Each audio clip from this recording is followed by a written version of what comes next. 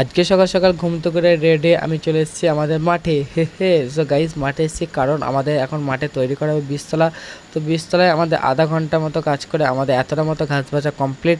তো এতটার মতো ঘাস ভাজা কমপ্লিট করে আমরা এখন চলাম বাড়িতে। তো বাড়িতে এসে রেডি হয়ে ফাইনালি গাড়ি নিয়ে বেরিয়ে পড়েছি অগ্রতি বাজার যাওয়ার জন্য।